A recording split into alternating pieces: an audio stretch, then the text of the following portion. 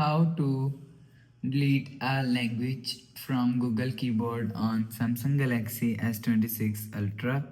So let's start the video. First of all, go to App Library. Now here, so click on Settings app. Now in Setting, scroll down and click on General Management. So you will see General Management is here, so click on General Management. Now here, so click on Language Packs.